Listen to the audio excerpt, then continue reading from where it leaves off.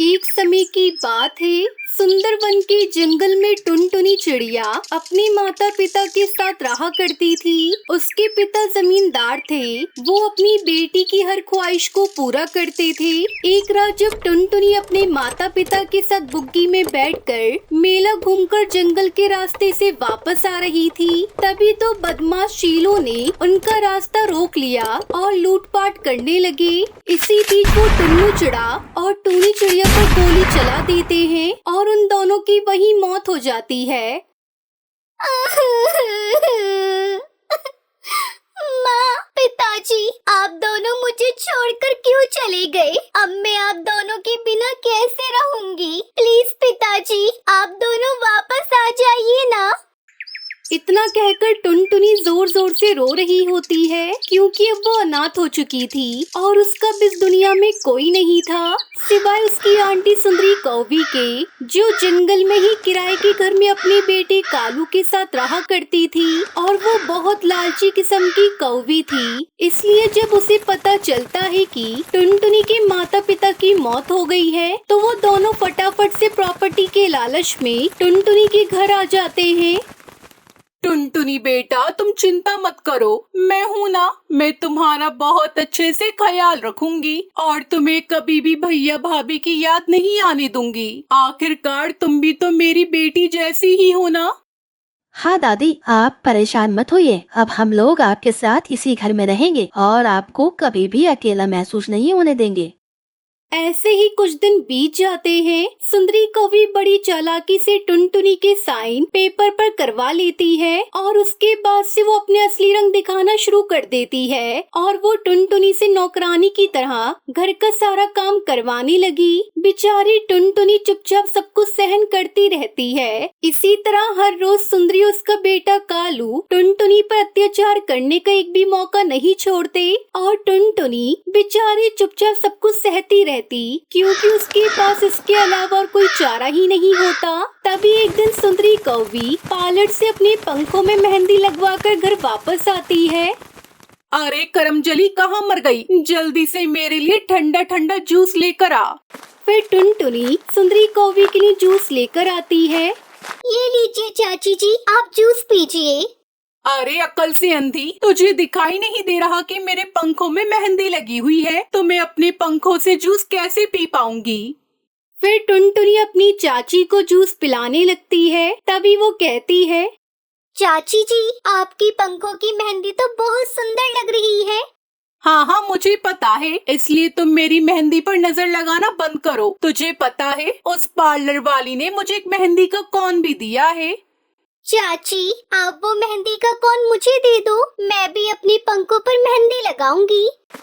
लेकिन सुंदरी कौवी उसे डांट कर वहाँ से भगा देती है। अगले दिन वो अपने बेटे कालू के साथ बाहर जा रही थी। तभी उस समय सुंदरी के पर्स में से वो मेहंदी का कौन नीचे गिर जाता है और वो दोनों वहाँ से चले जाते हैं। तभी सफाई करते समय जब टुनटुनी को वो मेहंदी का कौन मिलता है।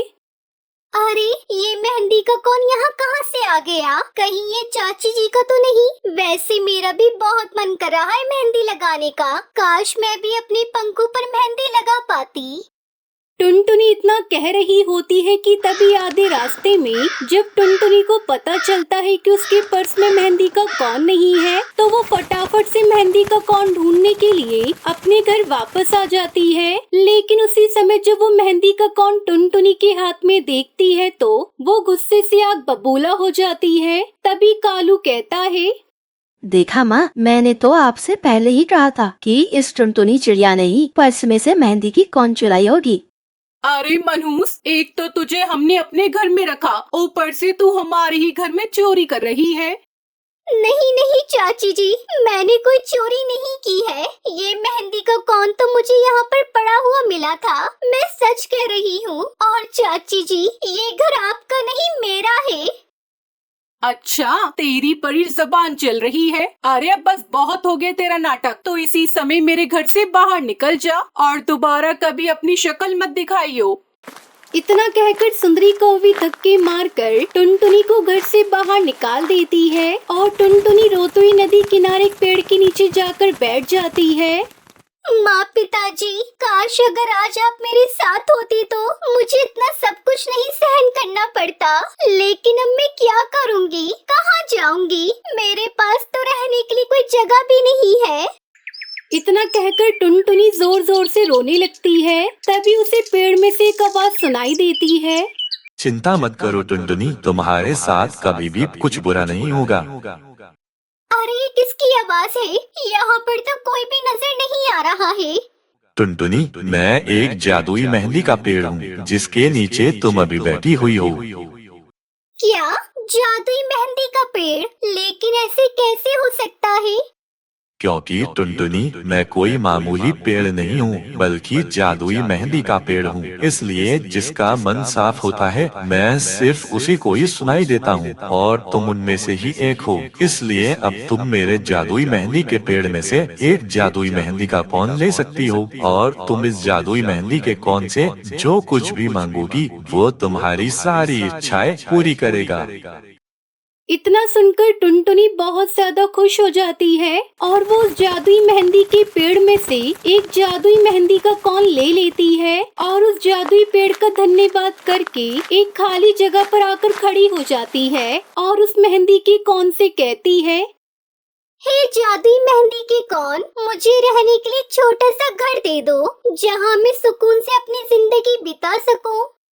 टुनटुनी के इतना कहते ही वहाँ पर अचानक से मेहंदी कौन से बना हुआ एक जादुई घर तैयार हो जाता है। और जब टुनटुनी उस घर के अंदर जाती है तो वो देखती है कि उस घर के अंदर उसकी सुख सुविधाओं की सारी चीजें पहले से ही मौजूद होती है। और ये सब देखकर टुनटुनी बहुत ज्यादा खुश हो जाती है और उस दिन के बाद से टुनटुनी उस जादुई मेहंदी के घर में हंसी खुशी अपना जीवन बिताने लगती है।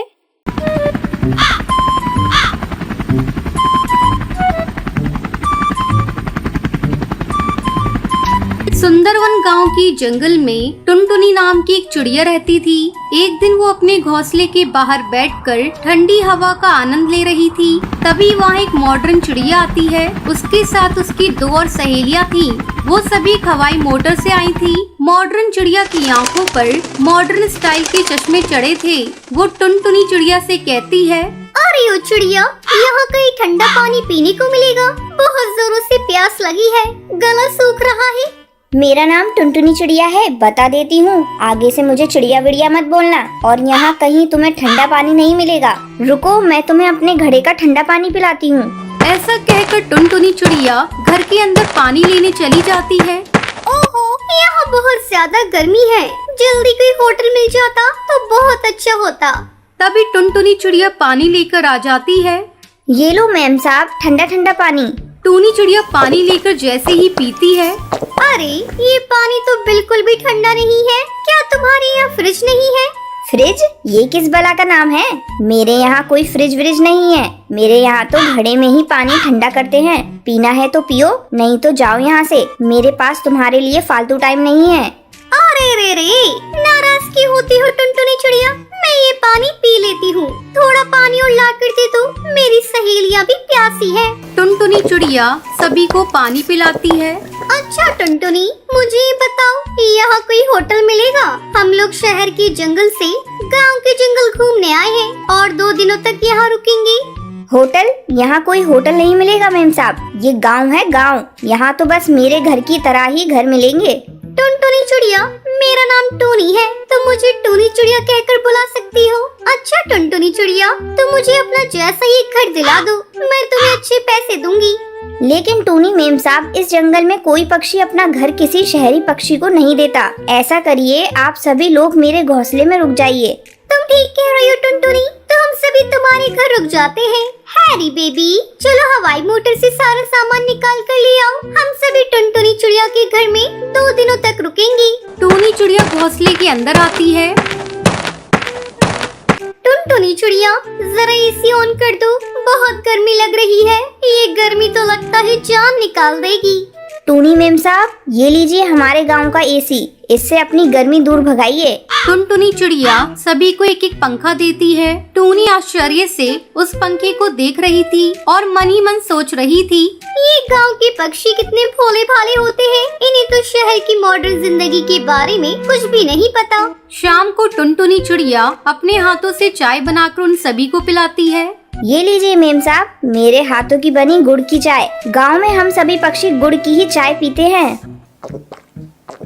वाह टुनटुनी चिड़िया, तेरे हाथ की बनी हुई चाय का तो कोई जवाब ही नहीं, बहुत ही स्वादिष्ट है। फिर टुनटुनी चिड़िया सभी को ले जाकर गांव का जंगल घुमाती है। इस तरह टुनटुनी चिड़िया की दोस्ती टूनी चिड़िया से हो जाती है। अच्छा टुनटुनी चिड़िया, मैं सोच रही हूँ क्यों ना मैं तुम्हें भी अपने साथ शहर के जंगल ले चलूं। क्या तुम मेरे साथ शहर के जंगल चलोगी? ना बाबा ना, मैं शहर के जंगल नहीं चलूंगी। मैंने सुना है शहर के जंगल में बहुत सी हवाई मोटर चलती हैं। कहीं मैं उन मोटर के बीच आ गई तो? तभी टूनी चिड़िया की सहेली सुंदरी कौवी कहती है, अरे टुनटुनी चिड़िया, तुम बेकार में डर रही हो। अपने इस छोटे से गांव के जंगल से निकलकर शहर के जंगल को देखोगी तो समझ में आ जाएगा कि ये जमाना कितने आगे चला गया है। सबके बहुत समझाने पर टुनटुनी चिड़िया शहर के जंगल जाने को तैयार हो जाती है। फिर टुनटुनी चिड़िया टूनी के हवाई मोटर में बैठकर शहर के जंगल आ जाती है। टूनी चिड़िया के घर की सजावट देखकर टुनटुनी चिड़िया की आंखें फटी की फटी रह जाती हैं। अगले दिन टूनी चिड़िया से पूरे शहर का जंगल घुमाती है। शहर की चकाचौंध देखकर टुनटुनी चिड़िया फैसला करती है कि अब वो गांव के जंगल नहीं जाएगी, वो शहर के जंगल में ही रहकर कोई काम धंधा करेगी। वो टूनी चिड़िया से कहती है, टूनी मेम साहब, मुझे भी कोई काम धंधा दिला दो। मैं भी आपकी तरह शहर की मॉडर्न चिड़िया बनना चाहती हूँ। मुझे ये शहर का जंगल इतना पसंद आ गया है कि मैं अब गांव के जंगल जाना नहीं चाहती। टूनी चिड़िया उसे अपनी कंपनी के किचन में खाना पकाने की जॉब दे देती है। फिर टुनटुनी चिड़िया खुशी खुशी शहर के जंगल में रहने लगती है।